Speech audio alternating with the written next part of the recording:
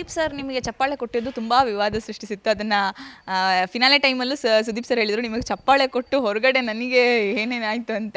So ಈ ಸೀಸನ್ನ ಚಪ್ಪಾಳೆ ಗಿಲ್ಲಿಗೆ ಕೊಡಬೇಕಿತ್ತು, ಧ್ರುವಂತ್ಗೆ ಯಾಕೆ ಕೊಟ್ಟರು ಅನ್ನೋಂಥ ಒಂದು ಇದು ನೋಡಿದಾಗ ನಿಮ್ಗೆ ಏನು ಅನಿಸ್ತು ಅಂತ.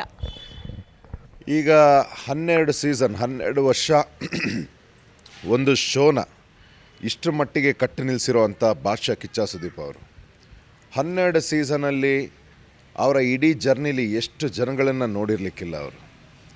ಅವರು ನಾನು ಕಾಲು ಇಟ್ಟಾಗಿಂದ ನನ್ನ ಏನು ಜರ್ನಿ ಇದೆ ಭಾಳ ಮೈಕ್ರೋ ಲೆವೆಲಲ್ಲಿ ಅಬ್ಸರ್ವ್ ಮಾಡಿರೋರು. ಸೊ ಅಂಥ ದೊಡ್ಡ ವ್ಯಕ್ತಿ ನನಗೆ ಇಡೀ ಸೀಸನ್ನ ಚಪ್ಪಾಳೆ ಕೊಡ್ತಾರೆ ಅಂತಂದರೆ ನಮ್ಮಲ್ಲೇನೋ ತೂಕ ಇರಬೇಕಲ್ವೇ.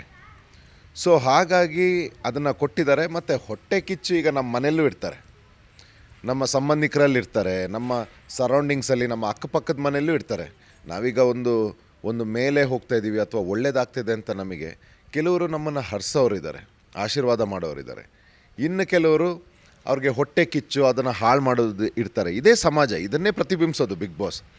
ನಮಗೆ ಇವ್ರುಗಳ ಬಗ್ಗೆ ಅಷ್ಟು ನಾವು ತಲೆ ಕೆಡಿಸ್ಕೊಳ್ಳೋದಿಲ್ಲ. ನಾವು ಯಾರನ್ನ ಈಗ ಗೆದ್ದಿದ್ದೀವಿ, ಯಾರ ಮನಸ್ಸನ್ನ ಗೆದ್ದಿದ್ದೀವಿ, ಯಾರ ಚಪ್ಪಾಳೆ ಗೆದ್ದಿದ್ದೀವಿ, ಅದು ನನ್ನ ಲೈಫ್ ಟೈಮ್ ಅಚೀವ್ಮೆಂಟ್. ನಾವು ಅದ್ರ ಬಗ್ಗೆ ಭಾಳ ಖುಷಿಯಾಗಿದ್ದೀವಿ. ಈಗ ಅದನ್ನೇ ಹೇಳ್ತಾ ಇದ್ದೀನಿ ನಾನು.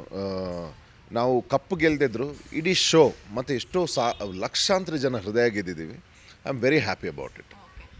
ಹಳೆಯ ಕಂಟೆಸ್ಟೆಂಟ್ ಅಥವಾ ಈಗ ಒಬ್ರು ಹೇಳಿದ್ದಿದೆ ಒಂದು ಕಂಟೆಸ್ಟೆಂಟು, ನಾನು ಇವತ್ತು ಹೊರಗಿರೋದಕ್ಕೆ ಕಿಚ್ಚ ಸುದೀಪ್ ಸರ್ ಕಾರಣ, ಅವರ ಒಂದು ನಿರ್ದೇಶನದ ಮೇರೆಗೆ ನನ್ನನ್ನು ಹೊರಗೆ ಇಟ್ಟಿದ್ದಾರೆ, ಎಲಿಮಿನೇಟ್ ಮಾಡಿದ್ದಾರೆ ಅಂತ. ಸೊ ಎಲಿಮಿನೇಷನ್ ವಿಚಾರವಾಗಿ ಅಥವಾ ಒಬ್ಬ ಕಂಟೆಸ್ಟೆಂಟ್ ಜರ್ನಿ ಅಲ್ಲೇ ಎಂಡ್ ಆಗೋದಕ್ಕೆ ಸುದೀಪ್ ಸರ್ ಕಾರಣ ಆಗ್ತಾರಾ ಅಂತ?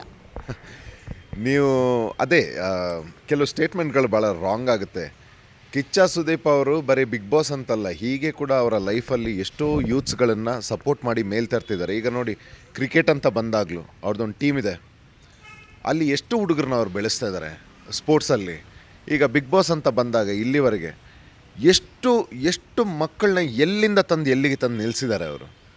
ಬಹುಶಃ ಯಾರಿಗಾದರೂ ಸಕ್ಸಸ್ ಆಗ್ತಾಯಿದೆ, ಚೆನ್ನಾಗಿ ಮಾಡ್ತಾಯಿದ್ದಾರೆ ಅಂತಂದರೆ ನಾನೇ ಉದಾಹರಣೆ. ನಾವು ಚೆನ್ನಾಗಿ ಮಾಡ್ತಾಯಿದ್ದೀವಿ, ನಮ್ಮಲ್ಲಿ ಆ ಪೊಟೆನ್ಷಿಯಲ್ ಇದೆ ಅಂತಂದರೆ ಬಹುಶಃ ಫಸ್ಟ್ ವ್ಯಕ್ತಿ ಅವರೇ ಚಪ್ಪಾಳೆ ತಟ್ಟಿ ಪ್ರೋತ್ಸಾಹ ಮಾಡೋಂಥವ್ರು.